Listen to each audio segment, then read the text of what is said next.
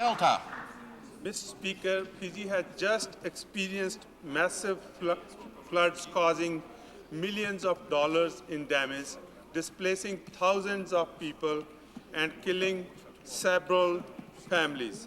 All across Canada, Fijian families are concerned that this government has not reacted with any urgency.